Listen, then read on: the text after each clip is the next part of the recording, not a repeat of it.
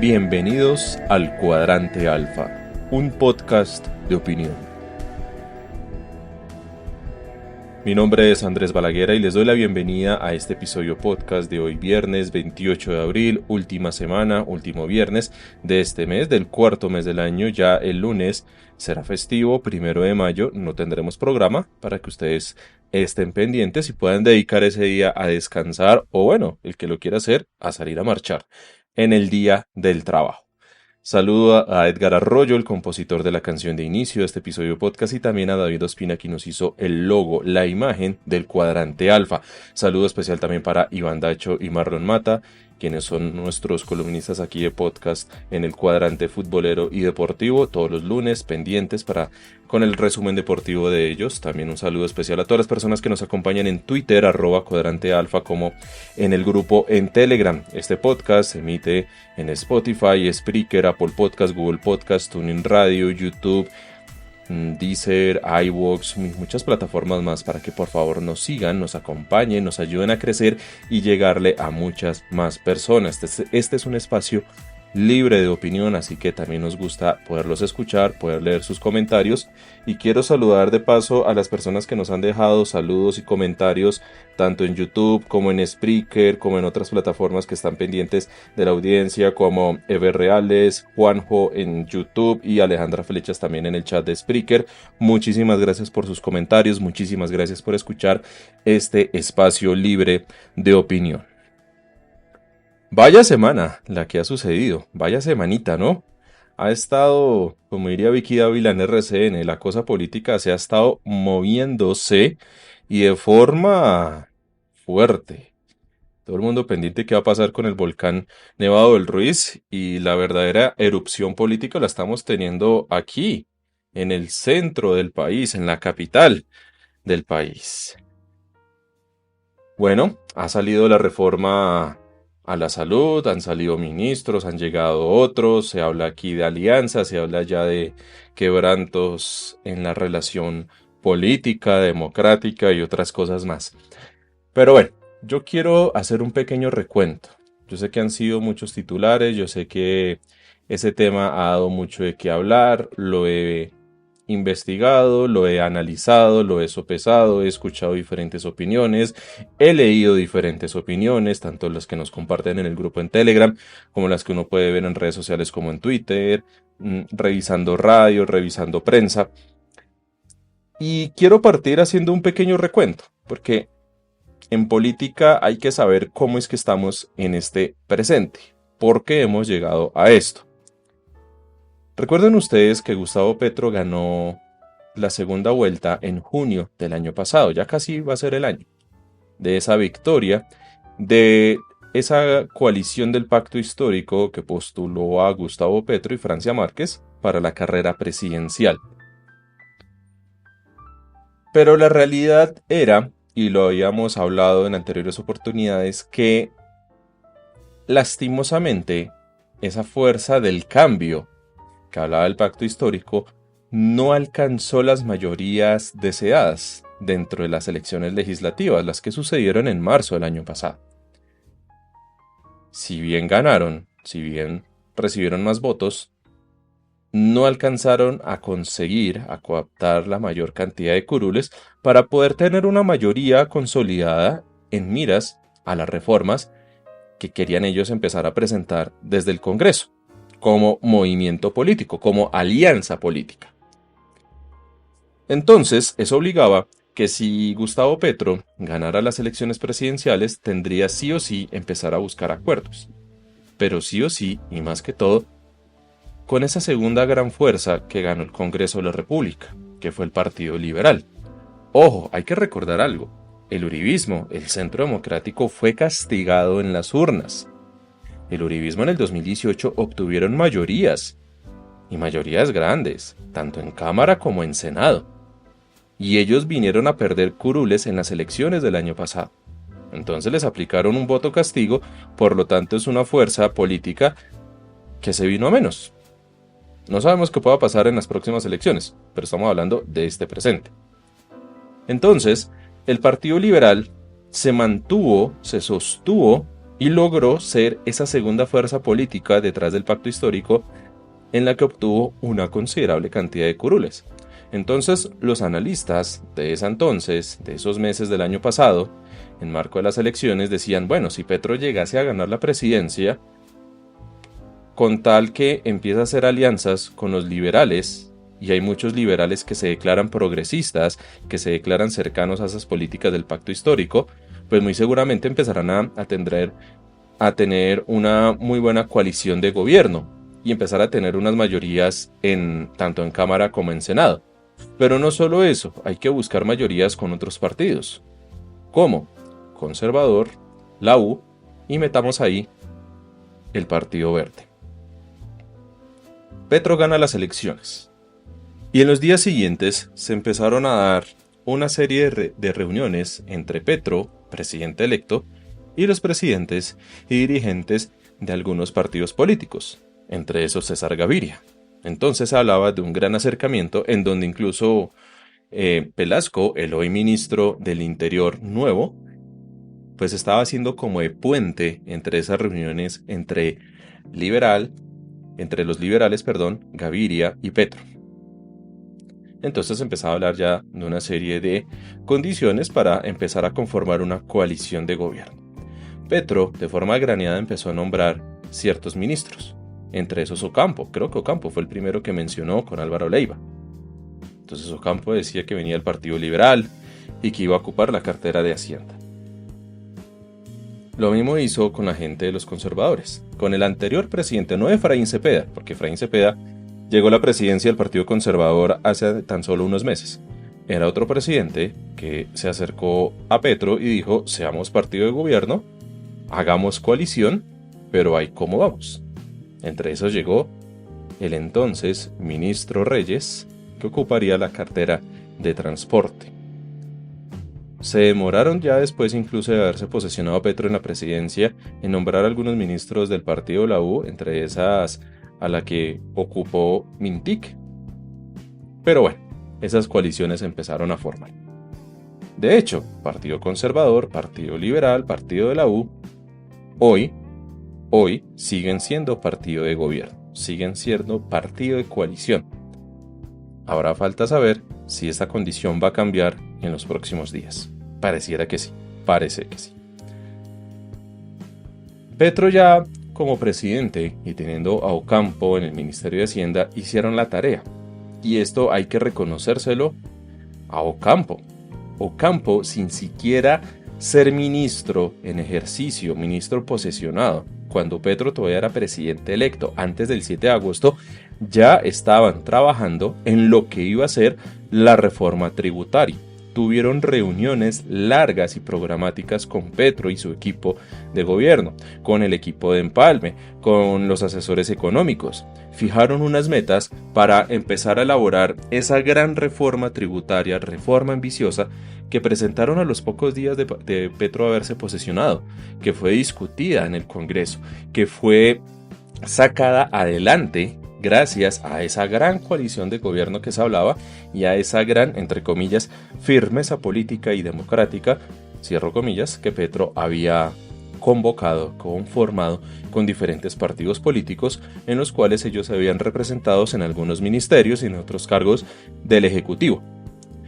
Por el otro lado teníamos a un Roy Barreras, presidente del Senado, por ende presidente del Congreso, y David Racero, presidente de la Cámara, haciendo lo propio, llevando la batuta dentro del legislativo para sacar avante esa reforma tributaria. Reforma tributaria polémica, que se habló aquí, se criticó allá, se cuestionó mucho y todo, pero bueno, salió adelante y esa reforma tributaria hoy ya se está implementando, hoy ya está en vigencia, hoy ha dado luz verde para que el gobierno pueda contar con otra serie de recursos y pueda empezar a adelantar otra serie de reformas. Pero también se hablaba de la reforma de la salud. De hecho, era promesa de campaña de Gustavo Petro.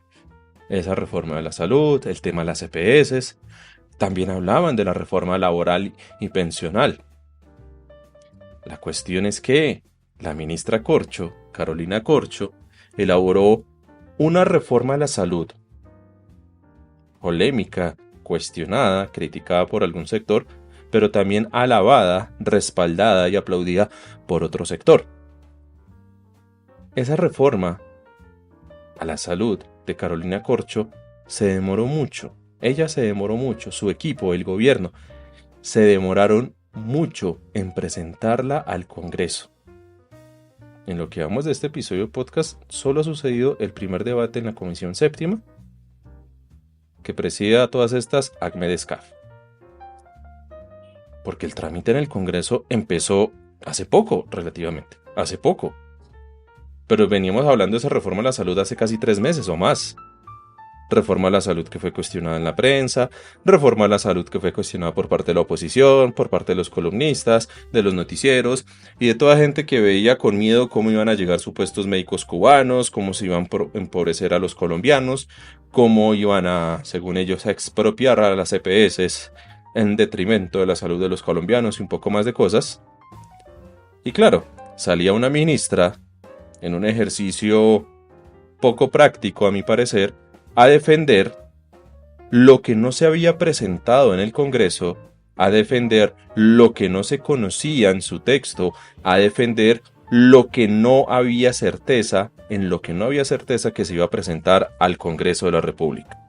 Porque si ustedes lo miran, esa reforma a la salud la empezaron fue a cuestionar, a defender, a atacar, a respaldar afuera del Congreso, no dentro del Congreso.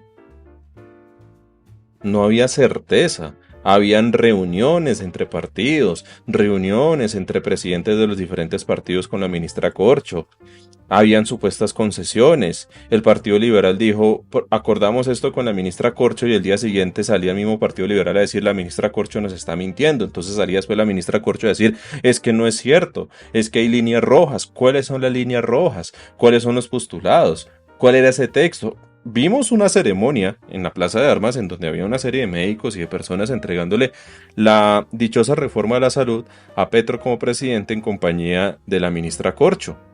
En un acto muy solemne, muy bonito, muy todo lo que sea, pero que a la larga no sirvió para nada.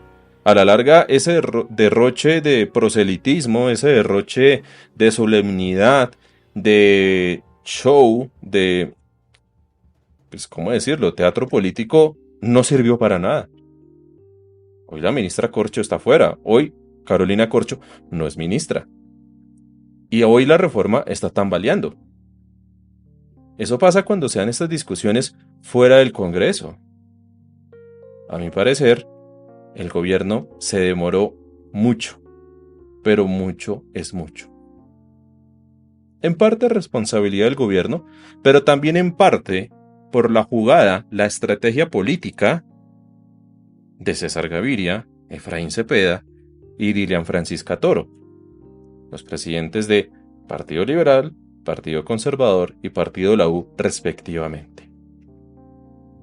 Claro, ellos citaban a reuniones, se reunían con Petro en la Casa de Nariño, tenían desayunos programáticos, almuerzos, cenas, cumbres, asambleas, se reunían con la ministra Corcho, con los viceministros, pedían reunión con el ministro de Hacienda para mirar el tema económico de la reforma a la salud.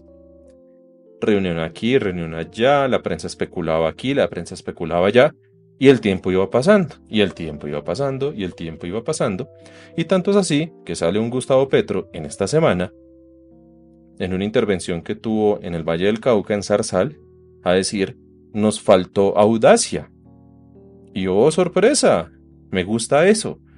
Me gusta que Petro tenga esa capacidad de ser autocrítico, que sepa ver cuál ha sido la situación y cuáles han sido los errores que él como gobierno ha tomado y cuáles han sido los otros errores a los cuales los presidentes de los otros partidos han inducido al gobierno nacional. Petro se dio cuenta que perdieron tiempo y tiempo valioso, y ese tiempo valioso se vio reflejado en el desgaste mediático en el que ha incurrido, en el que ha caído Carolina Corcho. Uno escuchaba a Carolina, yo la escuchaba en las entrevistas. De hecho, hace 2 días, aquí en esta semana, tuvo una serie de entrevistas desde Caracol Televisión, Blue Radio, hasta estuvo en la Tele Letal, estuvo en aquí, allá, en todo lado, hablando de la reforma a la salud. Sus postulados eran claros. Cuando uno la escucha a ella, cuando uno le escucha los argumentos, uno los entiende y uno ve que esa reforma a la salud sí puede ser positiva siempre y cuando se implemente en una debida forma. ¿Que hay todas las dudas? Sí, claro, porque estamos hablando de un tema de Estado y al fin y al cabo, Colombia, y valga la redundancia, que está llena de colombianos, somos el Estado como tal. Y hemos visto cómo iniciativas de antaño, entidades que en el papel podían haber sido muy buenas, con muy buenas intenciones, en la práctica pues se tergiversaba por temas de corrupción y otras cosas más. Es apenas normal que hayan dudas sobre ir hacia algo desconocido. Eso mismo lo decía Carolina Corcho. Ella decía, el problema con el colombiano es que al ver un terreno nuevo, un terreno desconocido, ¿qué es lo que puede ser esta reforma a la salud? Que nos llevará a un nuevo ámbito, un nuevo espectro con el tema de la salud como derecho fundamental del Estado, pues genere rechazo. Y van a haber personas que digan, pues bien o mal, la EPS me cumple y me cumple, pero yo prefiero eso a nada, a lo desconocido, a lo que no se entiende. Volvemos a un tema que siempre hemos mencionado antes aquí, la falla de la comunicación por parte de Petro. La falla de las comunicaciones por parte del gobierno nacional. El gobierno nacional, que se ha hecho el de las luces, todavía no han posesionado a alguien en RTBC, todavía no han manejado o no han tenido un correcto uso de los canales institucionales, no han sabido comunicar en debida forma las reformas, como en el caso de la salud, como la reforma laboral, como la reforma pensional, reformas que también se han ido demorando. La reforma del agro, la reforma agraria. Siempre se habló de esa reforma y hoy la ministra Cecilia López está afuera y no se sabe qué va a pasar con esa reforma. Se hablan de muchas cosas. El gobierno se presta para que existan y sucedan especulaciones, para que existan, crezcan, se rieguen cuanta mala interpretación, cuanta mala especulación, cuanta mala propaganda le puedan hacer. Y las reformas, que cuando uno las revisa, o uno va, en el caso directo de Cecilia López, a los trinos de ella, o a ciertos comunicados a los que uno pueda tener acceso, pues uno se da cuenta que son cosas positivas, que al fin y al cabo se está cumpliendo algo que está en la Constitución y que es algo que se tiene que hacer. Entonces, si las reformas son tan buenas, ¿por qué fracasan? ¿Por qué son impopulares? Pues porque el gobierno no ha sabido comunicarlas. Se centra en discusiones internas, se centra en reuniones con los diferentes partidos, pero ¿y nosotros, los ciudadanos? Hoy cualquiera le puede preguntar a alguien que esté consumiendo 100% radio, que esté consumiendo 100% televisión, y muy seguramente le va a decir que la reforma a la salud es mala, que la reforma a la salud le va a traer un médico cubano que lo va a venir a adoctrinar, porque eso fue la propaganda del uribismo. Porque eso es lo que han dicho diferentes periodistas, Luis Carlos, Néstor y compañía. Y uno revisa la reforma y dice cosas muy diferentes a los miedos y especulaciones que la prensa ha compartido. La reforma a la salud dice cosas muy distintas a lo que han dicho críticos del gobierno en diferentes espacios de comunicación como la radio y la televisión. La reforma no fue bien comunicada. El gobierno se centró en tener contentos a los liberales, a los conservadores, a los de la U, o sea, a su bancada de gobierno. Pero no se encargó de comunicar. Entonces hoy vemos a un Petro invitando y convocando a la gente a salir a marchar para que apoyen las reformas. Pero ¿cómo hacemos para que esa gente, que de pronto sí quiere salir a marchar, o que no sabe si va a salir a marchar, que no entiende de qué tratan las reformas, porque si ve Caracol, si ve RCN, si lee a Vicky, si escucha a Néstor, si escucha a Julito o a Luis Carlos, le dicen algo muy distinto? Realmente los canales de comunicación, y eso es algo reiterativo, están fallando. Y han hecho, entre otras cosas, que hoy Carolina Corcho esté desgastada mediáticamente. La prensa la hablaba, la trataba a ella, se refería a ella como la ministra prescindible, ministra saliente, como ministra intolerante, como una piedra en el zapato, como la ministra que rompió la coalición de gobierno.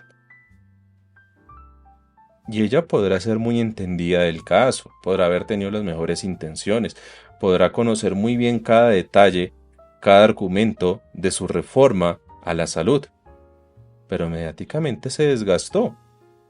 Y ya cuando uno revisa y uno sopesa esto, ya con las aguas un poco más mansas, ya sin la tanta turbulencia mediática de hace 2 días, uno entiende por qué Petro tomó esa decisión. Y es que hay que revisar algo, hay que tener algo en cuenta. Y quédense con esta frase. ¿Qué es primero? ¿Qué es más importante? En este caso, ¿la persona, Carolina Corcho, o la reforma a la salud? ¿Qué es más importante para nosotros, los ciudadanos? ¿Qué es más importante para el Ejecutivo? ¿Carolina Corcho o la reforma a la salud? Ella ya cumplió. Ella ya elaboró esa reforma a la salud. Esperemos que este nuevo ministro de Salud que llega, que también es médico, la entienda, o sea, entienda la reforma a la salud, la comprenda y la sepa vender como algo positivo, porque esto se trata de vender. Esperemos que este nuevo ministro tenga un muy buen asesor de marketing, un muy buen asesor publicitario. Que este gobierno se asesore bien en el tema de marketing y de publicidad. Esto se trata de vendernos a nosotros la idea que lo que ellos están haciendo en el gobierno, en el ejecutivo, es positivo para cada uno de nosotros. Y eso lo tienen que explicar con muchos y bajo muchos lenguajes, desde la persona iletrada, desde la persona que escasamente prende la radio hasta la persona más compleja que está fácilmente en un escritorio con 5 pantallas revisando cuánta publicación sale en todas las redes sociales. Hay que saber cómo se le dirige a cada una de las personas del público en general en Colombia. Tienen que sabernos vender estas reformas. Y es obvio que el grueso de la población no se va a leer los no sé cuántos artículos que pueda tener cada una de las reformas. Es obvio que no va a ser así. Es más, muchos congresistas tampoco la leen. Hay congresistas que votan sin haber leído. Hay que jugar con esa estrategia también. Entonces, ¿cómo le van a vender ahora a cada uno de estos congresistas? Porque según ahora el nuevo ministro del Interior, Velasco, decía ayer en Blue Radio, es que ahora nuestra estrategia va a ser centrarse en tener un diálogo directo y constante con cada uno de los congresistas para que ellos conozcan y aprueben cada una de las reformas en cada uno de sus articulados. Bueno, tarea titánica, tarea maratónica, tarea de desgaste. Esto va a ser puro cabildeo. Es más, la mayoría de los ministros ni siquiera van a estar en sus despachos. La mayoría de ministros ni siquiera van a estar en la Casa de Nariño. Van a estar en el legislativo. Van a estar haciendo ese acto de presencia. Cojan un congresista aquí en el pasillo, venga, nos encontramos con el otro acá, venga, los invito a un desayuno, venga, dialogamos, mire este texto de la reforma, mire esta parte, usted qué le opina, qué cómo le parece, qué piensa, qué todo. Y quién sabe qué más hagan. Pero ahora va a ser así. Mientras tanto, César Gaviria dice que congresista liberal que vote a favor de la reforma de la salud será investigado y será sancionado. A lo cual también se está diciendo que ciertas bases liberales, impulsadas por el mismo Velasco, están mirando cómo le hacen el quite a César Gaviria. Porque hay que hacer la misma pregunta que hacíamos hace un momento. ¿Qué es más importante en este caso? ¿La persona o el partido político? Esto lo tendrán que revisar los liberales. ¿Qué es más importante? ¿César Gaviria o el Partido Liberal? Creería yo que el Partido Liberal. Los otros partidos también tendrán que revisar lo mismo.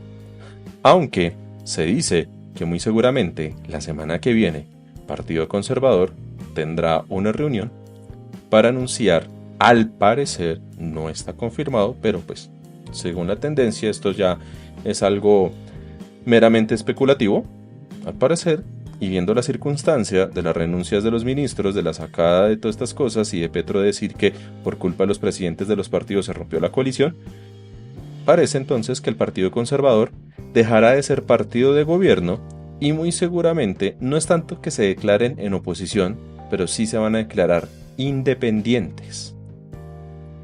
¿Qué pasará con los liberales? ¿Qué pasará con la U? ¿Qué va a pasar con el Partido Verde? Acuérdense que por acuerdo programático, el Partido Verde, a partir del 20 de julio, ostentará la presidencia del Congreso.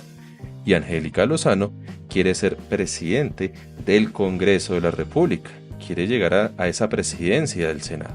Por otro lado dicen que no, que quien tiene que llegar a esa presidencia es Cintia Asprilla. Y hay una disputa interna entre Claudia López, Angélica Lozano y amigues con el resto de gente de Cintia Asprilla y de los que se consideran más progresistas y más cercanos a Petro dentro del Partido Verde. Y mientras ha pasado todo esto, como si fuera poco, llegaron los expresidentes. Uribe sacando trinos, hablando bien de su Ley 100, Ley 100 en la que él fue ponente y fue gran defensor cuando estuvo en la presidencia, criticando la reforma de Petro respondiéndole en Twitter, salía Pastrana criticando la reforma de la salud, salía obviamente César Gaviria, salía Iván Duque, estuvo hace poco en entrevista en Semana con Vicky Dávila, muy jocoso, muy tranquilo, muy dicharachero él, diciendo que no, que es que hay que defender las EPS, que pobrecitas, es que este gobierno, no, que ellos dejaron el mejor sistema de salud del país, según Iván Duque. Y oh sorpresa, salió alguien que presumía ser el mejor expresidente de Colombia, el mejor expresidente de la historia, que presumía él ser el más prudente, que presumía ser el que se aguantaba las ganas de criticar lo que tuviera que criticar con tal de seguir siendo un buen expresidente. Salió aquella persona que no decía ni mu ni cuestionaba lo que hacía Iván Duque rompiendo, haciendo trizas el acuerdo de paz. Y oh sorpresa, Juan Manuel Santos vino a sacar una serie de trinos y se la pasó dando entrevistas tanto en Blue Radio como en la W. Y póngale cuidado a una cosa. En el grupo en Telegram lo colocamos.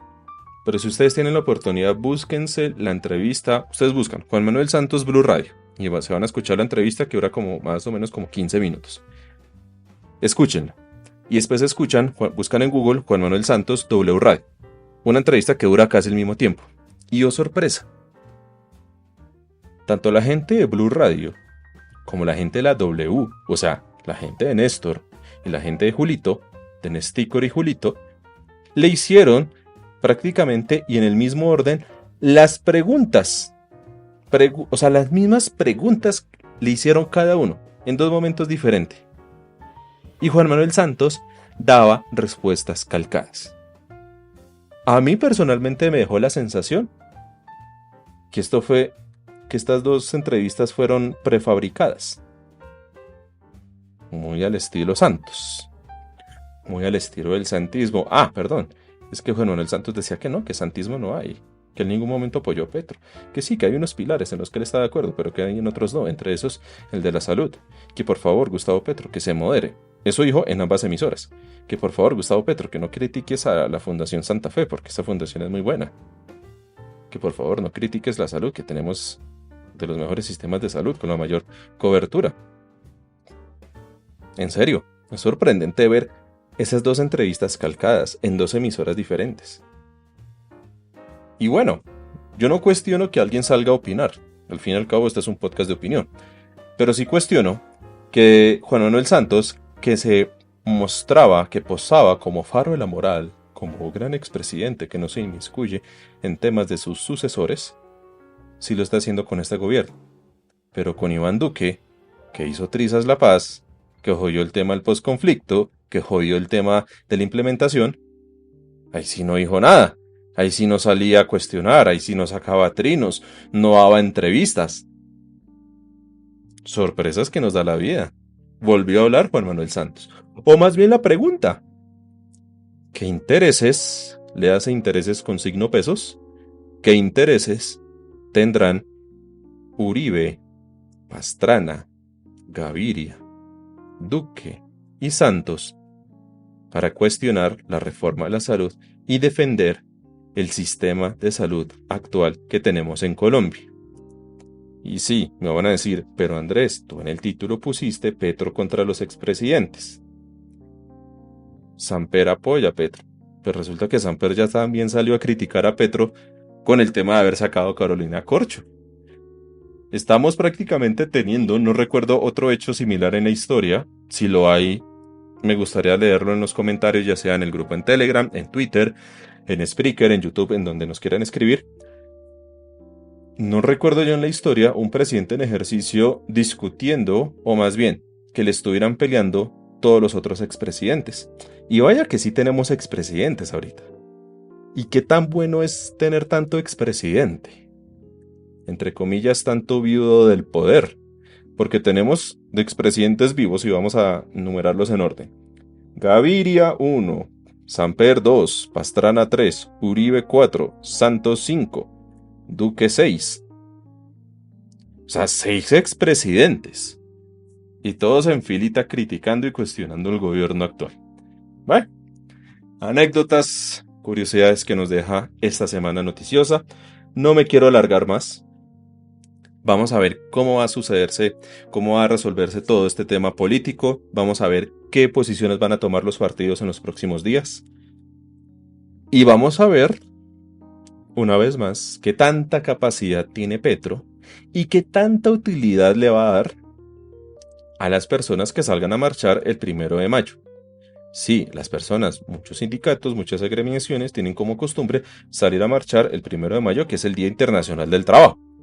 Y pues Petro, aprovechando esta fecha, ha convocado a esa cantidad de personas, a esas agremiaciones, a esos sindicatos, a esas centrales obreras que siempre salen a marchar, a que por favor lo hagan o finalicen su marcha en la Plaza de Armas, en la tarde, en horas de la tarde, porque Petro vuelve al balcón. Entonces va a echar su discurso y un poco más de cosas.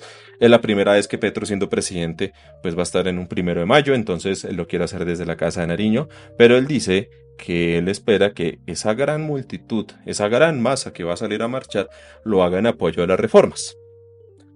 Hay que ver, porque eso se va a examinar, eso se va a revisar por parte de la oposición y por parte también de la prensa y demás personas. ¿Qué tanta capacidad tiene hoy Gustavo Petro, presidente, a quien le han sacado las últimas cifras de Inkbamer y otras encuestadoras en donde la imagen popular no es que sea muy buena? ¿Qué tanta capacidad va a tener él para convocar a esa gran cantidad de personas a marchar y que éstas lo hagan en respaldo de sus propuestas, de sus reformas? Según él, esto es para ganarse más legitimidad y tener una presión, porque sí, es una presión política representativa en el Congreso, para que esos congresistas que ahorita están mirando cómo va a ser el tema de las elecciones de octubre, pues le apoyen y le acompañen las reformas del gobierno. Entonces, por lo pronto, este tema continuará, lo seguiremos desarrollando, vamos a ver qué sucede y vamos a ver cómo se van dando las demás cosas. Mientras tanto, Petro con nuevos ministros, pero todavía los ministros anteriores no se han desligado por completo de su cargo, como que hay un mini empalme en algunas cosas. Ocampo sigue apareciendo como ministro de Hacienda, incluso con el tema de cafeteros. Ministro Reyes del Transporte seguía apareciendo en algunos eventos, incluso con el tema del metro en Medellín con el alcalde Quintero. Mejor dicho, ustedes saben cómo es esto. No me demoro más. Tengan un muy buen viernes, tengan un muy buen fin de semana, descansen, porque ya llegaremos el día miércoles 3 de mayo ya con un nuevo episodio podcast. Por favor, escuchen nuestros anteriores episodios, compártanos, ayúdenos a llegarle a muchas más personas para que este espacio libre de opinión siga creciendo.